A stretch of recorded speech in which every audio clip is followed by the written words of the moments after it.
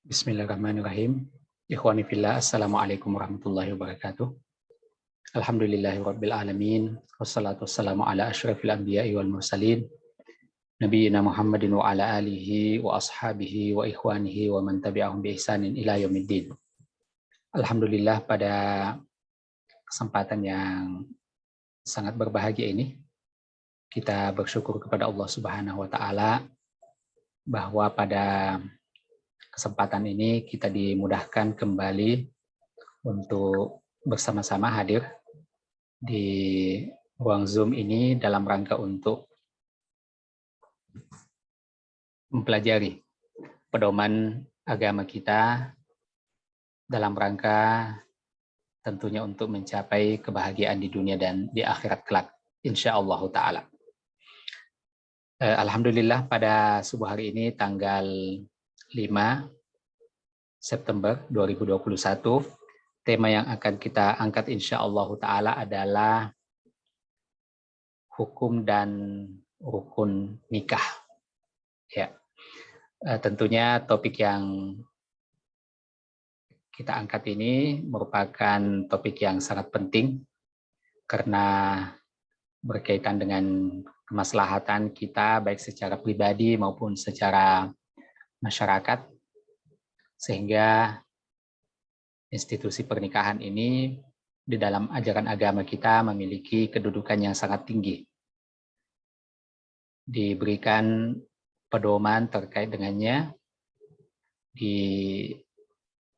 dijaga, dipelihara, dituntun oleh ajaran agama kita, karena memang lembaga pernikahan ini menjadi tonggak bagi keberlangsungan dan kesejahteraan manusia di dunia ini, yang pada akhirnya tentu saja diharapkan menjadi tonggak kebahagiaan dan keselamatan umat manusia juga di akhirat kelak, insyaallah ta'ala. Dan tentunya ini juga menjadi salah satu bukti dari kesempurnaan ajaran agama kita, karena dalam persoalan yang sangat penting ini ajaran agama kita tidak ketinggalan dan memberikan kepada kita umat Islam ini pedoman yang lengkap terkait dengan seluruh aspek kehidupan, khususnya yang terkait dengan persoalan nikah ini. Baik ikhwani fillah, sebagaimana biasa dalam membahas pedoman ajaran agama kita, maka kita akan berangkat dari mind map yang disusun dari matan Abi Syuja, yang pada screen tentunya sudah bisa dilihat bahwa persoalan atau bab tentang nikah ini pada paruh kedua kurang lebih dari pembahasan kita tentang fikih Islam secara umum dan kajian kita terhadap matan Abi Syuja.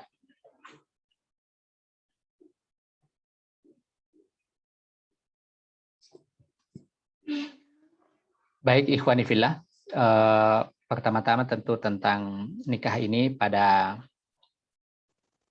bagian sebelumnya, alhamdulillah kita sudah membahas beberapa bagian yang sangat penting dan terkait dengannya. Yang terutama adalah di sini ada pedoman pergaulan dengan lawan jenis, di mana kita sudah membahas dua hal di sana. Yang pertama adalah hukum memandang dengan sengaja kepada lawan jenis. Kemudian yang kedua adalah wanita-wanita yang haram untuk dinikahi, ya, yang sebagian besar ini merupakan mahram tentu saja.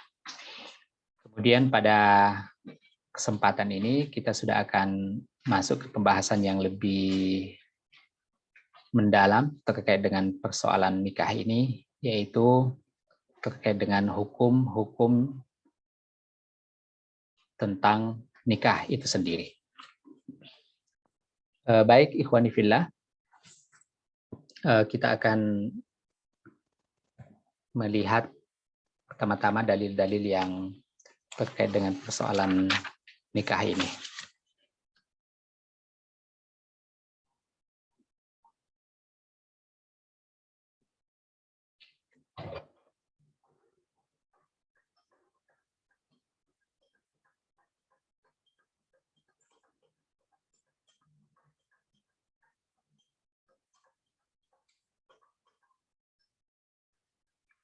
Saya melihat tentunya dari kitab At-Tadhib fi Adillati Maddil Ghayati wa At-Taqrib.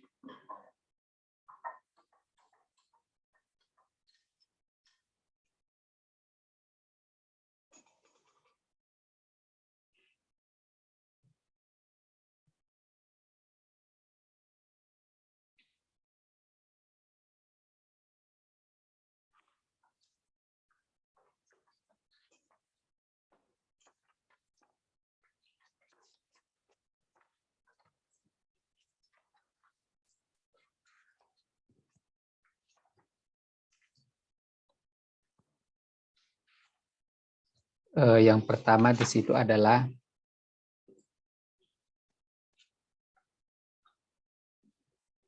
firman Allah Subhanahu wa taala yang terdapat pada surah An-Nur ayat 32. Surah An-Nur ini merupakan surah ke-34 kalau di dalam urutan mushaf Al-Qur'an. Kalau di cetakan mushaf yang saya pegang pada saat ini, maka ayat yang dimaksud ini terletak pada halaman 354.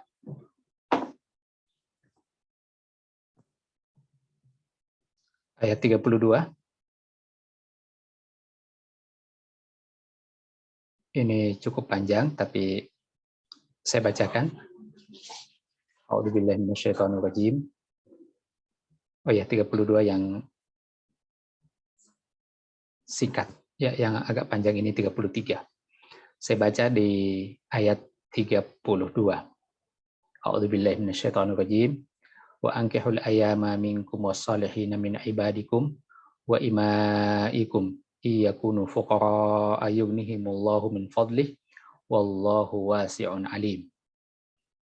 Terjemahnya, dan nikahkanlah orang-orang yang masih membujang di antara kamu dan juga orang-orang yang layak menikah dan hamba-hamba sahayamu yang laki-laki dan perempuan. Jika mereka miskin, Allah akan memberi kemampuan kepada mereka dengan karunia-Nya. Dan Allah Maha luas pemberiannya, Maha mengetahui. Ya, jadi di dalam ayat yang kita bacakan ini terdapat perintah dari Allah Subhanahu wa taala yang memerintahkan untuk menikahkan orang-orang yang masih membujang. Termasuk di dalamnya adalah hamba-hamba sahaya, baik itu laki-laki maupun perempuan. Kemudian di sini ada penegasan bahwa apabila orang-orang ini dalam kondisi miskin, maka Allah Subhanahu wa taala yang akan memberikan kemampuan kepada mereka dengan karunia-Nya. Kemudian ditegaskan lagi bahwa Allah Subhanahu wa taala Maha luas pemberiannya dan Maha mengetahui. Ya, jadi kita tidak perlu khawatir ya, karena rezeki itu ditetapkan dan diberikan dan datangnya dari Allah Subhanahu wa taala, dan Allah Subhanahu wa taala Maha mengetahui baik terhadap niat dari hamba itu, apakah dia memang benar-benar melakukan itu dalam rangka untuk memelihara dan menjaga dirinya, mengikuti perintah Allah Subhanahu wa taala dan Rasul-Nya. Kemudian tentunya juga Allah Subhanahu wa taala Maha mengetahui kondisi dari hamba itu apabila dia telah maksimal melakukan ketaatan kepada Allah Subhanahu wa taala. Ya, ini firman Allah Subhanahu wa taala.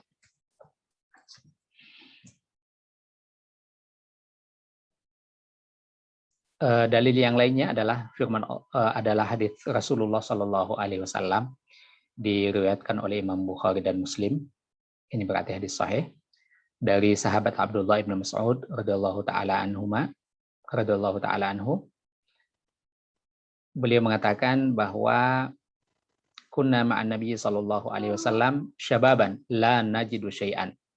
Adalah kami dahulu pernah bersama Nabi Shallallahu Alaihi Wasallam sementara kami dalam kondisi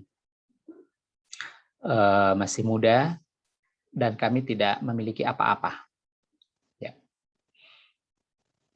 Maka Rasulullah Shallallahu Alaihi Wasallam, faqala lana Rasulullah Shallallahu Alaihi Wasallam, beliau berkata kepada kami, ya ma'asyara syabab, man istata'a al-ba'ata falyatazawwaj. Wahai para pemuda, sabda Rasulullah Shallallahu Alaihi Wasallam, siapa yang sudah mampu untuk menikah maka hendaknya dia menikah. Fa innahu aghaddu lil basar wa ahsanu lil farj. Karena sesungguhnya menikah itu lebih menahan pandangan dan lebih menjaga kemaluan. Wa man lam yastati' fa alaihi bisawm. Dan barang siapa, kata Rasulullah Shallallahu Alaihi Wasallam, yang tidak mampu, maka hendaknya dia melakukan puasa. Fa innahu lahu wija. Karena sesungguhnya puasa itu, kata Rasulullah Shallallahu Alaihi Wasallam, akan menjaga dia dari hawa nafsunya. Jadi kita lihat ini dalil yang sangat jelas menunjukkan tentang pernikahan ini. Bahkan dalil-dalil yang kita bacakan tadi menunjukkan perintah untuk menegakkan syariat nikah ini.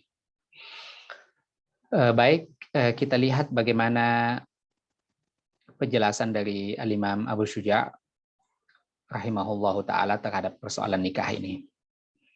Jadi beliau pertama kali mengatakan bahwa hukum nikah ini pada dasarnya adalah mustahab, ya, atau dianjurkan bagi laki-laki yang membutuhkan. Ya, artinya memiliki atau sudah memiliki keinginan atau hasrat untuk menikah. Ya. Hasrat kepada lawan jenis. Ya, maka ini hukumnya mustahab bagi dia atau dianjurkan. Sebagaimana tadi yang kita sebutkan di dalam ayat dan hadis. Kemudian beliau juga mengatakan yang kedua bahwa mubah bagi laki-laki merdeka untuk menikahi 4 orang perempuan. Ya, jadi boleh bagi laki-laki. Ini kata-kata merdeka yang beliau sebutkan di sini adalah ungkapan yang dahulu sering ulama sebutkan dan sampaikan secara eksplisit, karena dahulu masih zaman di mana ada kelas budak di dalam masyarakat. Ya, karena berbeda dengan budak yang hanya dibolehkan untuk memiliki 2 orang istri, maka kalau untuk laki-laki yang bukan budak, ya ini mungkin lebih tepat kalau ditulis bukan budak ya, atau non budak, untuk menikahi 4 orang perempuan.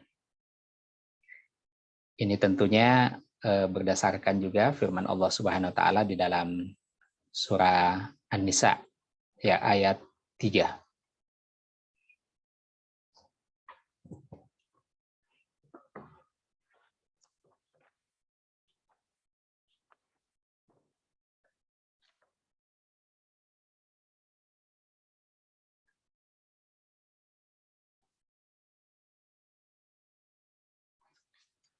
Kita lihat Al-Quran di surah An-Nisa ayat 3 itu firman Allah Subhanahu wa taala, wa in khiftum alla tuqsitu fil yatama fankihu ma taba lakum minan nisa'i matna wa thulatha wa ruba' fa in khiftum alla ta'dilu fawahidatan aw ma malakat aymanukum dzalika adna alla ta'ulu. Artinya, dan jika kamu khawatir tidak akan mampu berlaku adil terhadap hak-hak perempuan yatim. Bila kamu menikahinya, maka nikahilah perempuan lain yang kamu senangi, 2, 3, atau 4. Tetapi jika kamu khawatir tidak mampu berbuat adil, maka nikahilah seorang saja, atau hamba sahaya perempuan yang kamu miliki. Yang demikian itu lebih dekat, agar kamu tidak berbuat zalim.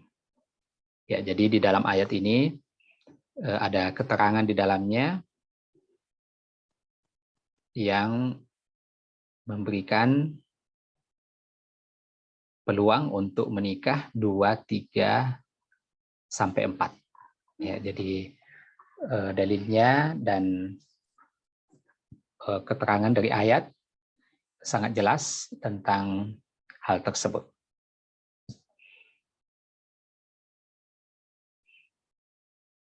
Di dalam hadis diriwayatkan oleh Imam Abu Dawud dan selainnya dari sahabat Wahab Al-Asadi radhiyallahu taala anhu, beliau menceritakan, di zaman Nabi dahulu saya berpindah agama, masuk Islam dari agama sebelumnya, sementara saya memiliki 8 orang istri. Jadi ini di masa sebelum Islam, seorang laki-laki bahkan bisa menikah lebih dari 4 orang. Ya, salah seorang dari sahabat yang menceritakan ini bahwa sebelumnya dia pernah memiliki 8 orang istri. Fadzakartu dzalika lin-nabi sallallahu alaihi wasallam. Maka saya menceritakan hal itu kepada baginda Nabi sallallahu alaihi wasallam. Maka Nabi sallallahu alaihi wasallam mengatakan, "Ikhtar minhunna arba'an." Pilihlah dari 8 orang itu 4. Ya, 4 untuk tetap menjadi istrimu. Ya, itu berarti 4 yang lainnya akan diceraikan. Nah, ini tentunya menjadi contoh yang jelas tentang petunjuk yang disebutkan di dalam ayat tadi, bahwa laki-laki yang bukan budak ini bisa menikah kepada atau menikahi 4 orang perempuan. Ya, mungkin saya langsung ganti di sini ya supaya tidak tertunda.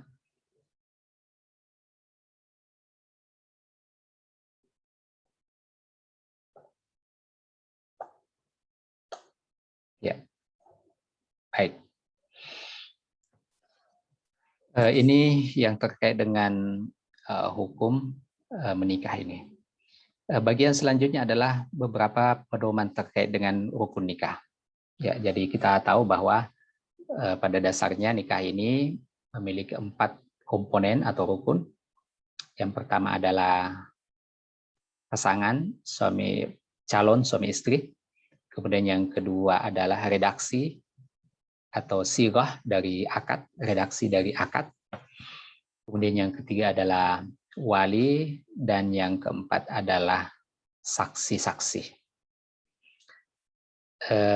Al-Imam Abu Syuja di sini tidak akan membahas secara detail semuanya pada bagian ini, tapi akan menyinggung hal-hal yang terkait dengan sebagian di antara rukun tersebut.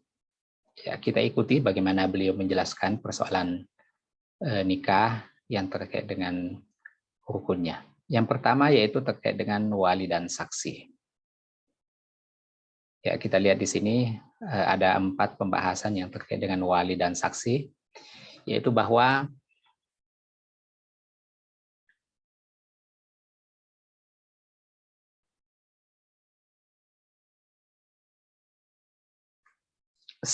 bahwa pernikahan itu, kata beliau, adalah satu akad yang dilakukan terhadap perempuan oleh seorang wali. Ya, jadi berbeda dengan laki-laki yang menikahkan dirinya sendiri, maka di dalam Islam seorang perempuan itu dinikahkan oleh walinya. Ya, ini tentunya sangat bisa kita maklumi. Ya, walaupun tidak semuanya, tapi kita sadar bahwa sebagian besar wanita dan perempuan itu membutuhkan perlindungan dari pihak yang lebih kuat secara fisik, kemudian memiliki tanggung jawab untuk melindungi perempuan tersebut, bahkan juga memiliki tanggung jawab untuk menafkahi. Ya, mereka inilah para wali dari perempuan tersebut. Ya, tentu saja semakin dewasa, biasanya seorang perempuan lebih mampu untuk berpikir secara lebih jernih dengan pengalaman hidup yang dia lalui, tapi semakin belia usianya atau semakin sedikit pengalamannya, nah di sini tentunya seorang perempuan biasanya sangat rentan untuk bisa dijadikan korban oleh pihak-pihak tertentu. Ya, oleh karena itulah, alhamdulillah di dalam ajaran agama kita untuk pernikahan ini kepada pihak perempuan itu diharuskan adanya nikah. Nah, di sini Al-Imam Abu Syuja mengatakan bahwa sebuah akad nikah itu tidak sah kecuali dengan adanya seorang wali bagi perempuan dan 2 orang saksi laki-laki yang adil. Ya, adil maksudnya bukan ahli maksiat. Ya, bukan orang yang suka melakukan kedurhakaan. Ya, misalnya seperti meninggalkan sholat. Ya. Jadi di sini beliau menegaskan bahwa tidak sah pernikahan itu kecuali dengan adanya wali dan 2 orang saksi. Nah, bagaimana wali dan saksi ini? Ya, tidak apa-apa saya sempurnakan redaksi yang ada di sini sebagaimana disebutkan oleh Al-Imam Abu Syuja.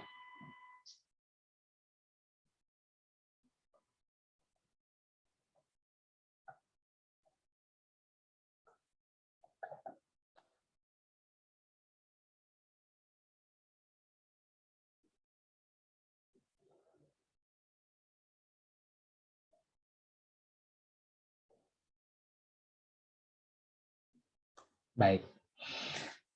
Kita lihat bagian berikutnya, bagaimana wali dan saksi ini.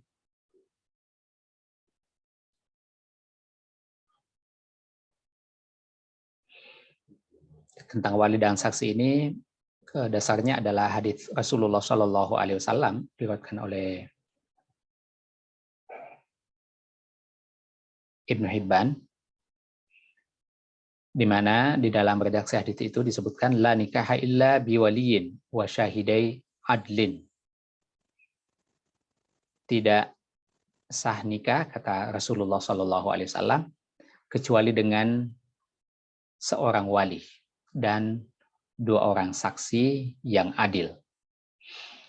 Wa ma kana min nikahin ala ghairi dzalika fahuwa batil.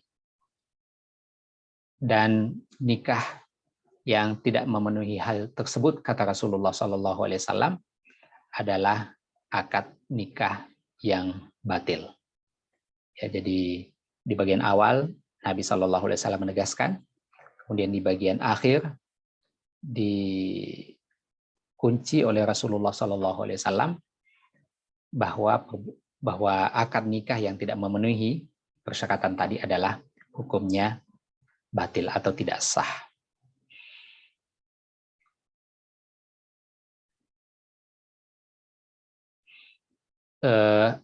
Ada hadis yang sama dengan mungkin redaksi yang mirip diriwayatkan oleh Imam Abu Daud dan At-Tirmidzi dari sahabat Abu Musa Al-Asy'ari. Di dalam riwayat yang lain diriwayatkan oleh Imam Ad-Daruqutni dari sahabat Abu Hurairah, Rasulullah Shallallahu Alaihi Wasallam bersabda, la tuzawwiju al-mar'atu al-mar'ata wa la tuzawwiju nafsaha.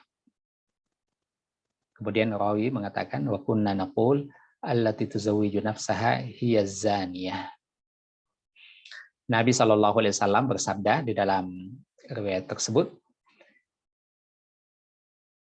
seorang perempuan, kata Rasulullah SAW, tidak dapat menikahkan perempuan lain. Ya, jadi wali yang disebutkan di dalam keterangan ini kita pahami pastinya adalah seorang laki-laki. Nah, hadis yang kita baca ini menegaskan hal tersebut dan secara umum menyebutkan bahwa tidaklah seorang perempuan itu bisa menikahkan perempuan lain. Ya, jadi walaupun mungkin punya hubungan famili yang sangat dekat, tapi kalau dia perempuan, maka dia tidak bisa menjadi wali untuk menikahkan perempuan lain. Lanjutannya, dan bahwa perempuan tidak bisa menikahkan dirinya sendiri. Ya, jadi berbeda tadi dengan laki-laki, perempuan tidak bisa menikahkan dirinya sendiri. Ya, tentunya dengan melihat konteks kemaslahatan yang kita sempat singgung tadi. Maka rawi dari hadis ini mengatakan bahwa kami dahulu menganggap bahwa perempuan yang menikahkan dirinya sendiri adalah tidak beda dengan perempuan pezina. Ya. Jadi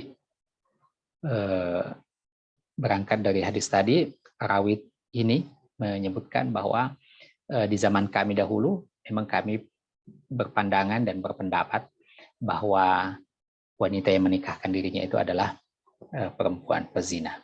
Ya, tentu saja ini alhamdulillah kita lihat bagaimana ajaran agama kita ini memberikan batasan-batasan yang jelas seperti itu, ya, sehingga tentunya institusi yang bernama keluarga ini betul-betul bisa terjaga, yang pada gilirannya juga akhirnya masyarakat itu memiliki standar-standar moral dan perangkat-perangkat untuk menjaga standar-standar tersebut, sehingga kelangsungan dari kehidupan pribadi, keluarga, dan masyarakat itu bisa berjalan secara ideal dan manusiawi.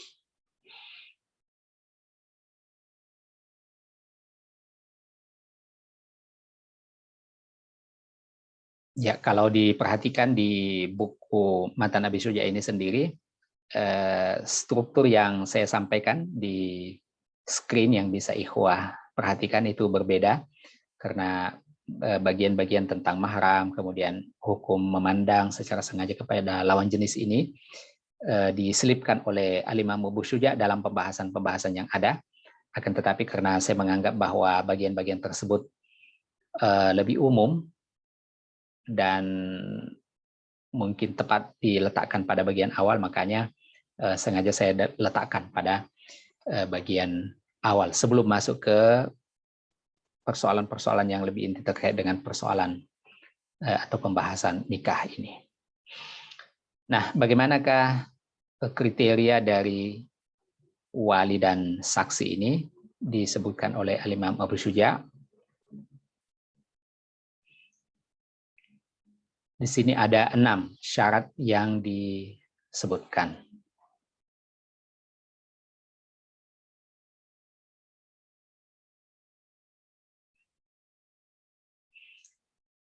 Syarat yang pertama yaitu muslim, ya ini tentu lawan dari kafir atau non-muslim. Kemudian balik, ya ini tentu lawan dari kanak-kanak. Ya, balik ini 15 tahun, salah satu di antara tandanya sesuai dengan tahun Hijriyah, dan tanda-tanda yang lain tentu saja. Kemudian al-aqlu, atau dalam bahasa terjemahnya adalah waras, tidak gila. Kemudian berikutnya bukan budak. Ya, kalau dalam bahasa fikih disebut al-huriyah, orang yang merdeka. Ya, bukan budak. Kemudian berikutnya adalah laki-laki. Ya, sebagaimana tadi disinggung di dalam hadis. Kemudian yang terakhir atau yang keenam adalah adil. Ya, maksudnya bukan ahli maksiat. Kita lihat di sini sebagian dari dalil dari syarat-syarat yang disebutkan ini. Dari syarat yang pertama misalnya persoalan muslim, ini berdasarkan firman Allah Subhanahu wa taala di dalam surah At-Taubah ayat 71.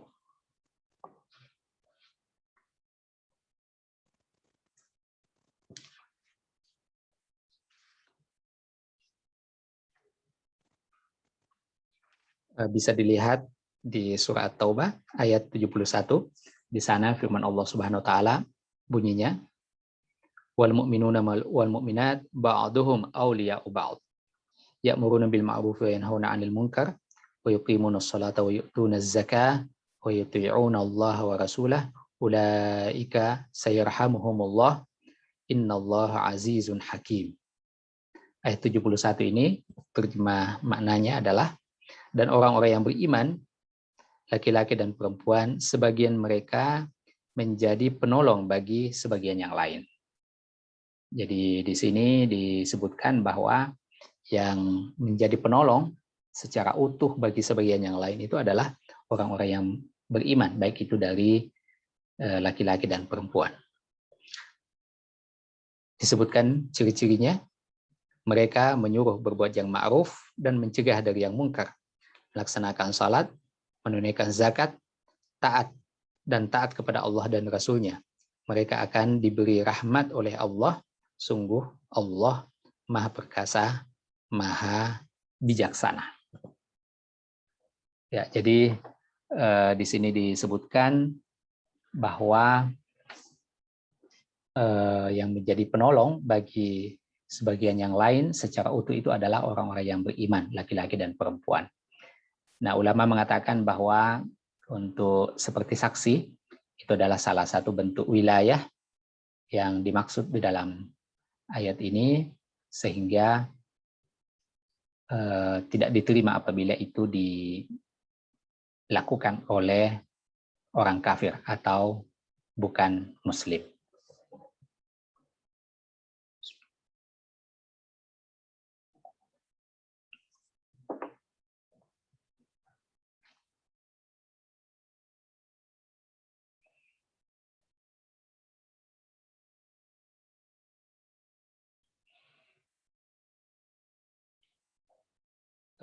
Ini juga berdasarkan dengan hadits Nabi Shallallahu Alaihi Wasallam, diriwayatkan oleh Al-Imam Asy-Syafi'i. Nabi Shallallahu Alaihi Wasallam bersabda, la nikaha illa biwaliyin mursyidin wa syahidai adlin.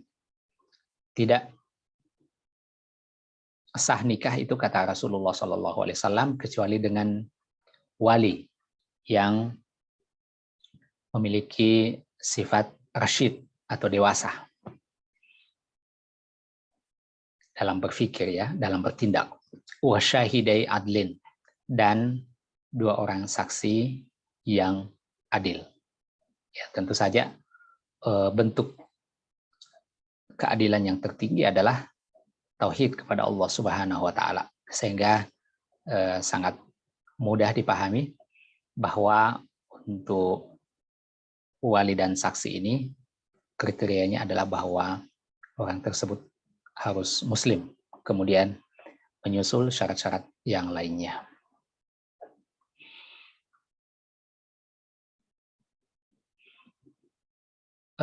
Al-Imam Abu Syuja juga menjelaskan bahwa tidak merupakan syarat. Yang pertama itu muslim bagi wali perempuan ahlu dhimmah.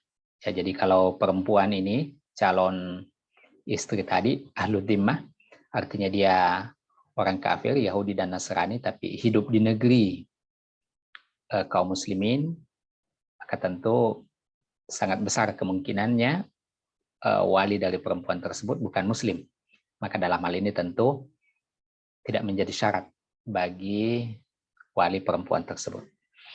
Kemudian juga kriteria adil bagi majikan yang menikahkan budaknya, yakni hukum-hukum tentang perbudakan, di mana seorang muslim bisa saja menikah dengan misalnya budak perempuan yang bukan budak dia, budak orang lain, tapi kemudian dia nikahi, maka majikannya tentu yang menjadi wali bagi budak tersebut, dan dalam hal ini tidak dipersyaratkan kriteria adil bagi majikan yang menjadi wali budak tersebut. Ya, ini saya tidak terlalu rinci masuk ke sini karena ini persoalan hukum-hukum budak. Ini tentunya cuma bisa kita pelajari, tapi tidak ada di dalam realitas kehidupan kita saat ini. Ya, sudah berlalu zamannya. Walaupun tentu tetap dari segi urgensi untuk mempelajari tetap penting, ya, selain karena syariat Islam ini yang memiliki hukum yang tetap sampai hari kiamat kelak. Yang kedua juga tentu kita bisa melihat bagaimana pedoman ajaran agama kita yang mengatur secara seimbang antara hak-hak semua anggota masyarakat yang ada di bawah aturannya.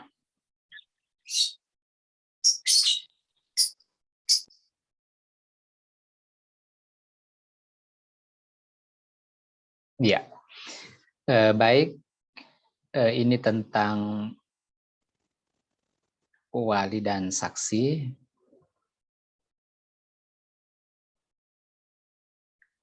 Urutan wali nikah. Ya.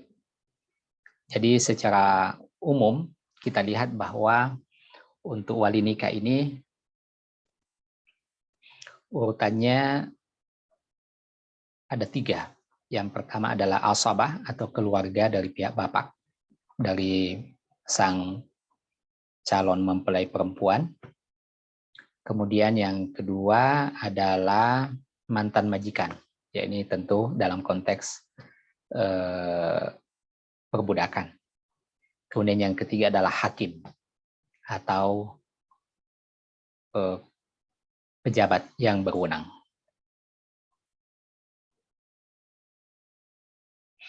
Jadi urutannya sebagaimana yang dituliskan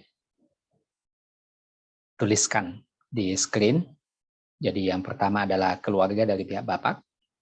Baru kemudian yang kedua, kalau itu sudah tidak ada dan seterusnya, maka berpindah kepada yang kedua, yaitu mantan majikan.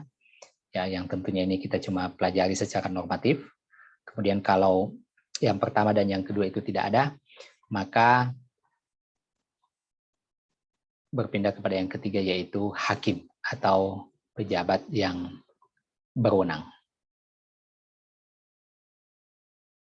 Nah, untuk keluarga dari pihak bapak ini, sebagaimana bisa dilihat, kalau kita ingin simpulkan sebenarnya, adalah hubungan bapak dulu, kemudian hubungan saudara, kemudian hubungan paman. Ya, 3 saja sebenarnya secara garis besar. Hubungan bapak itu yang termasuk di sana adalah bapak dan kakek dari bapak. Ya, ini bapaknya bapak ya. Kemudian ini hubungan bapak, kemudian hubungan saudara. Yang pertama yaitu saudara kandung atau saudara sebapak atau kemenakan dari saudara kandung atau kemenakan dari saudara sebapak. Ya, ini yang kedua ya, hubungan saudara. Jadi yang pertama tadi hubungan bapak, kemudian yang kedua hubungan saudara. Kemudian yang ketiga adalah hubungan paman. Ya, tentu paman itu sendiri, kemudian anak paman, ya, atau sepupu ya, bahasa sehari-hari kita, atau anak paman. Ya, jadi hubungan bapak, hubungan saudara, kemudian hubungan paman. Ya, inilah keluarga dari pihak bapak yang bisa menjadi wali. Tentu urutannya sebagaimana yang juga tercantum di screen ini. Jadi bapak dulu, kalau misalnya tidak ada, baru berpindah kepada laki-laki setelahnya. Kalau semuanya sudah habis, baru pindah kepada mantan majikan. Ya, ini kalau perempuan tersebut adalah budak sebelumnya.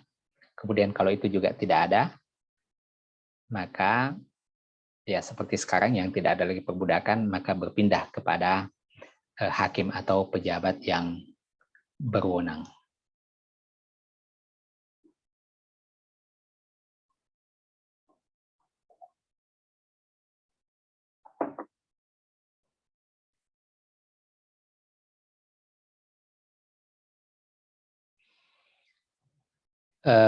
Tentang hal ini ada hadis yang dikutip di dalam kitab At-Tadhib diriwayatkan oleh Imam Abu Daud dan At-Tirmidzi dari Ummul Mukminin Aisyah radhiyallahu taala anha bahwa Rasulullah Shallallahu alaihi wasallam bersabda, "As-sultanu waliyyu man la waliyya lahu." Sultan atau penguasa atau sekarang ini pejabat publik adalah wali bagi orang-orang yang tidak memiliki wali.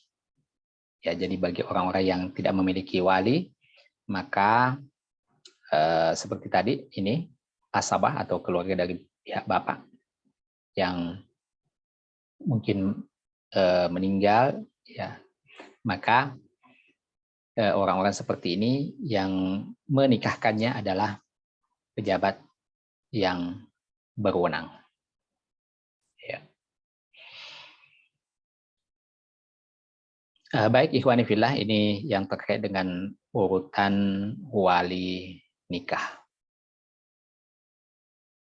Yang dengan ini kita sudah selesai membahas tentang wali dan saksi.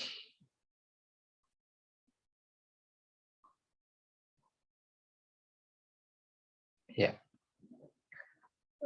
Pas bahasan selanjutnya yaitu pasangan yang akan menikah. Ya, jadi tentunya pasangan yang akan menikah ini adalah salah satu di antara rukun nikah. Ya.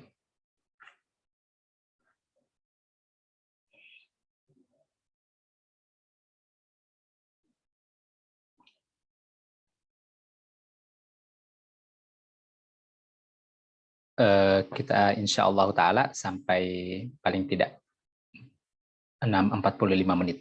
Ya, insya Allah. Waktu Indonesia Barat. Yang pertama, untuk pasangan yang akan menikah ini, ada 3 subbahasan di sana. Yang pertama tentang wanita, kemudian pedoman tentang melamar wanita dalam masa iddah, kemudian yang ketiga, kekurangan yang menimbulkan hak khiyar atau melahirkan hak khiyar. Ya, hak khiyar ini hak untuk melanjutkan dan atau membatalkan pernikahan. Ya, sebagaimana yang kita tahu bahwa bahasan fikih biasanya membahas batas-batas paling minimal dari setiap persoalan, sehingga untuk menarik garis pemisah antara hal-hal yang boleh dan tidak boleh, dan hal-hal yang bisa ditolerir dan yang tidak. Ya, itulah pembahasan fikih, sehingga yang difokuskan di sana adalah kondisi-kondisi di mana dipertegas hak-hak antara masing-masing pihak. Ya, inilah di bagian yang ketiga itu ada kondisi-kondisi di mana pihak suami dan istri misalnya itu mendapatkan hak untuk apakah ingin melanjutkan walaupun dengan ada kondisi-kondisi tersebut atau ingin membatalkan pernikahan itu. Yang pertama, bahwa wanita yang akan dinikahi ini ada 2 kategori. Yang pertama itu perawan, kemudian yang kedua adalah janda. Ya. Dalam masalah fikih sebenarnya yang dimaksud dengan janda di sini apakah itu lewat pernikahan atau mungkin bukan lewat pernikahan. Ya, katakanlah misalnya mungkin apakah melakukan zina dan seterusnya. Ya, jadi istilah janda di sini saya gunakan istilah yang umum dalam bahasa Indonesia. Jadi yang pertama adalah perawan. Fuqaha kita mengatakan bahwa bapak atau kakeknya boleh memaksanya untuk menikah. Ya, pertama tentu bahwa persoalan ini sebelum terlalu jauh, ini adalah merupakan masalah khilafiyah. Ya, apakah itu dibolehkan di dalam syariat Islam atau tidak? Tapi pendapat ini saya kutip sebagaimana disebutkan oleh Al-Imam Ibnu Syuja'. Tentu saja yang dimaksud di sini terutama adalah ketika misalnya seorang perempuan itu belum mampu untuk menilai dan menimbang sendiri kemaslahatan bagi dirinya. Ya, ini sangat bisa kita pahami untuk misalnya di daerah-daerah tertentu di mana kehidupan perempuan misalnya masih jauh dari kesempatan untuk akses pendidikan, atau kemudian dia belum mampu untuk menilai secara jernih kemaslahatan bagi dirinya, atau masih terlalu lugu dan muda sehingga belum memiliki pengalaman yang memadai bagi pribadinya untuk menimbang kemaslahatan dan terjun ke medan kehidupan yang luas. Ya, maka tentu saja dalam hal ini walinya, utamanya seperti bapak dan kakeknya, yang secara umum juga memiliki kepentingan untuk berbuat baik kepada putrinya. Ya, jadi secara fitrah ya orang tua tentunya menginginkan kebaikan kepada anaknya.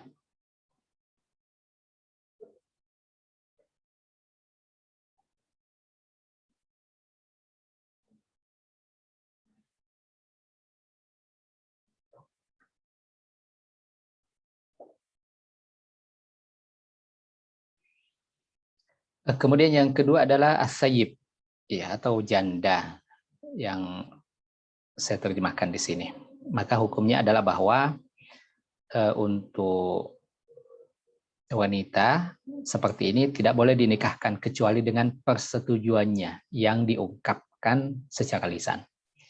Jadi kalau untuk kategori perempuan yang kedua ini, kalau dia misalnya ketika ditawari itu cuma diam saja, maka itu tidak cukup untuk menjadi bukti bahwa yang bersangkutan memang bersedia.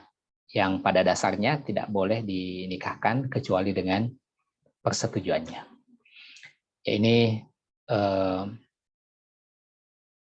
ada hadis yang diriwayatkan oleh Imam Muslim dari Ibnu Abbas radhiyallahu taala anhuma dari Nabi SAW yang bersabda, "Ats-tsayyibu ahaqqu bi nafsiha min waliyiha." Perempuan yang janda itu, kata Rasulullah SAW, lebih berhak kepada dirinya sendiri daripada walinya. Ya, jadi ini penegasan dari Nabi SAW tentang lebih besarnya hak dari perempuan janda ini terhadap kehidupan pribadinya. Wal bikru tustamar wa ibnuha sumatuha. Dan perempuan yang perawan, kata Rasulullah SAW, dimintai pendapat dan izinnya adalah diamnya. Ya, jadi ini menjadi pegangan ya, bahwa kalau untuk perempuan janda tadi, maka harus ada pernyataan secara lisan yang eksplisit, yang lugas tentang dia menerima atau tidak, setuju atau tidak. Sementara kalau untuk wanita yang perawan, ya utamanya dahulu izinnya itu adalah dengan diamnya yang bersangkutan. Ya, ini sebagian ulama kontemporer ya biasa menyebutkan bahwa utamanya dahulu ketika kehidupan masih sangat terjaga, di mana budaya Timur itu sangat melekat dalam kehidupan masyarakat kita, sehingga wanita-wanita itu yang perawan ini ketika dia menerima tawaran dari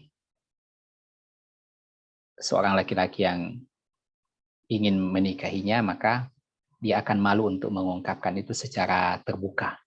Dan persetujuannya itu adalah dia tunjukkan dengan diamnya. Karena kalau dia menolak, maka dia akan menyampaikan penolakannya. Ya, ini tentunya sangat umum dalam kehidupan masyarakat sebelum kita. Ya, adapun dalam kehidupan masyarakat kita saat ini, tentunya banyak dari nilai-nilai seperti ini yang sudah terkikis di tengah-tengah masyarakat kita. Ya, ini hadits yang sama menjadi pegangan sebenarnya bagi ulama yang lain yang mengatakan bahwa juga diperlukan izin dari pihak perempuan, artinya tidak memaksanya, sebagaimana disebutkan di dalam hadits ini. Ya, tetapi terlepas dari perbedaan pendapat dari kalangan ulama itu, yang saya ingin garis bawahi tadi adalah bahwa ketika sebagian ulama menyebutkan pendapat ini, pertama tentu melihat dari konteks hadis ini tadi, kemudian yang kedua tentu dengan melihat kondisi masyarakat, apalagi dahulu ya, dengan kondisi mungkin akses pendidikan yang belum merata seperti saat ini, di satu sisi, kemudian di sisi yang lain juga adalah dalam banyak kasus biasanya perempuan-perempuan belum mampu, ya utamanya yang masih sangat belia, untuk memutuskan serta melihat sendiri kemaslahatan yang terkait dengan dirinya, bahkan juga kemudaratan yang bisa dia hadapi terkait dengan keputusan yang berhubungan dengan nikah ini. Baik, ikhwani fillah, alhamdulillah kita sudah melihat bahasan tentang pasangan yang akan menikah ini dan kategori wanita untuk calon suami istri tersebut. Insya Allah Ta'ala pada kesempatan yang akan datang kita akan melanjutkan pada bahasan selanjutnya, yaitu melamar, kemudian berikutnya adalah kekurangan-kekurangan pada pasangan suami istri yang bisa memberikan hak khiyar kepada pasangannya untuk memutuskan dan atau melanjutkan akad nikah mereka. Demikian ikhwani fillah, alhamdulillah tidak terasa waktu kurang lebih 1 jam sudah kita lewati. Mudah-mudahan pembahasan kita ini memberikan manfaat yang sebesar-besarnya bagi kita sekalian, dan tentunya dengan harapan aktivitas apapun yang kita lakukan kita bisa jalani sesuai dengan pedoman agama kita, sehingga kita mendapatkan ridha Allah Subhanahu wa Ta'ala di dunia ini dan di akhirat kelak, insya Allah. Demikian, mudah-mudahan besar manfaatnya. Mohon maaf atas segala kekurangan. Wassallallahu ala nabiyina Muhammad wa ala alihi wa sahbihi wasallam. Wassalamualaikum warahmatullahi wabarakatuh. Waalaikumsalam.